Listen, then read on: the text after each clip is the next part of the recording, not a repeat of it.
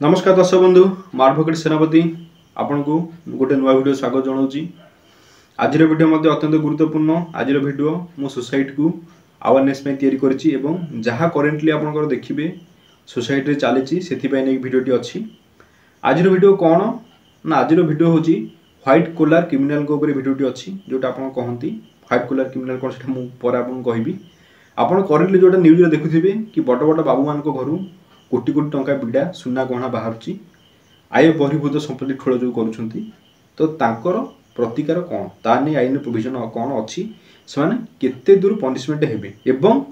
जदि कौन व्यक्ति आपन को लांच मागुची बा ब्राइब मागुची ताले आपन ताकू कौन ता एग्नेस्ट रे आपन स्टेप नहीं पारिबे से विषय हम डिटेल से कहि। देखंतु जदि आपनकर कहिबी ए रिलेटेड लॉ कौन अच्छी प्रिवेंटेशन ऑफ करप्शन एक्ट 1988 जोटा आपनकर एई करप्शन नै लॉ टी अछि आपनकर एंटी करप्शन एक्ट अछि। एई एंटी करप्शन एक्ट अनुଯାयी जदि कोनोसी व्यक्ति विशेष आपन को सरकारी कार्य करिवा पय आपन को लांच मागुछंती बा कोनोसी अटेम्प्ट नउछंती अनड्यू एडवांटेज नबाकू चेष्टा करूछंती ताले आपन से एग्नेस्ट रे जदि आपन विजिलेंस हो आपन कंप्लेन करूछंती ताले से व्यक्ति विशेष को एग्नेस्ट रे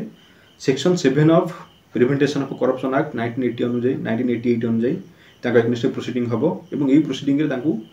3 इयर्स टू 7 इयर्स पर्यंत तांकू पनिशमेंट हो जाई पारे।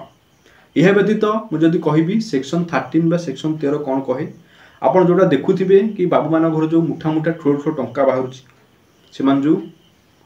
आय बहिर्भूत संपत्ति ठोड़ करूछंती सेटा जदि तांकर प्रोफेशनल मिसकंडक्ट करिकी कोनोसी सरकारी संपत्ति को निज व्यवहार यूज रे व्यवहार करिबा बा सरकारी संपत्ति को निज व्यवहार पय ठोड़ करिबा तो से एग्नेस्ट जदि बाबू आपनकर दोषी साब्यस्त होउछंती आपन स्पेशल कोर्ट सेटा प्रोसीडिंग करे ता सेठी मध्ये आपनकर 4 इयर्स टू 10 इयर्स आपनकर इम्प्रिजनमेंट हे जिवो। या सहित जहाँ भी आपन संपत्ति जब्त हेछि सेटा बाज्याप्ति करा जिवो एवं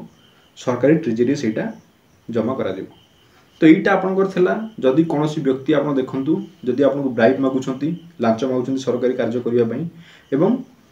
सेक्शन आपनकर प्रोविजन ऑलरेडी मध्ये मेंशन अछि लांच दबाटा हूँ गोटे पनिशमेंट जदि कौन व्यक्ति क्या लांच दबार पाए देवा जना पड़े तो सी 6 मंथ इम्प्रिजनमेंट सफर हम।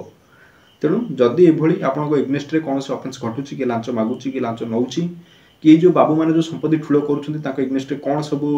पनिशमेंट नि आप मन क्वेश्चन आसतब यहाँ मुझे दुईटा सेक्शन आप मेन मेन सेक्शन कहीदेली section 7 section 13 prevention corruption act से सब प्रोसीडिंग हेबे स्पेशल कोर्ट आपनकर जहाँ सब प्रोसीडिंग करी जदि दोषी साब्यस्त कला दोष पाइला निश्चित भाव एग्नेस्ट कार्यानुष्ठान। धन्यवाद।